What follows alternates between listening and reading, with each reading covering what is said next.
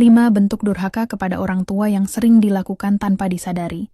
1. Mengabaikan perkataan dan nasihat orang tua. Terkadang kita menganggap nasihat orang tua itu kuno atau tidak relevan, sehingga cenderung diabaikan.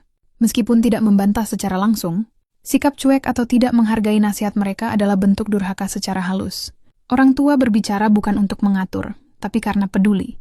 Ketika kita tak menghiraukannya, itu bisa melukai hati mereka, meski mereka tak menunjukkan secara langsung. 2. Bersikap ketus, memotong pembicaraan atau nada suara tinggi.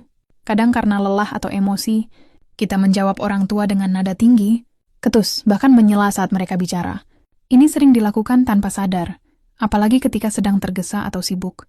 Dalam Islam dan norma sosial, berkata saja kepada orang tua termasuk durhaka. Suara dan sikap adalah bentuk penghormatan. Bila ini dilanggar, tanpa sadar kita menyakiti hati mereka. 3. Tidak mendoakan orang tua secara rutin. Mendoakan orang tua adalah bentuk bakti spiritual.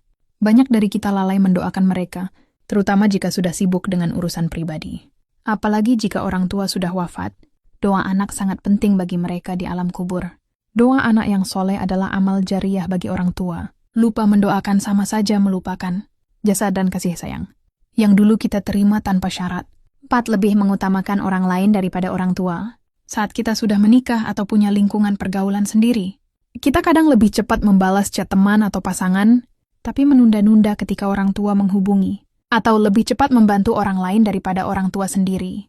Memprioritaskan orang tua dalam hal perhatian dan bantuan adalah bentuk bakti.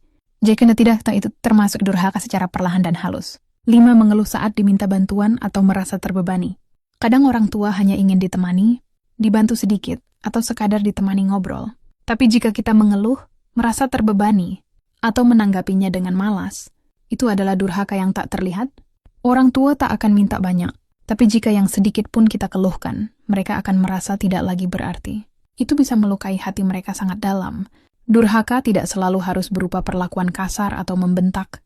Sikap, ucapan, dan kepekaan hati yang kurang saja sudah bisa menjadi bentuk kedurhakaan. Mari muhasabah diri.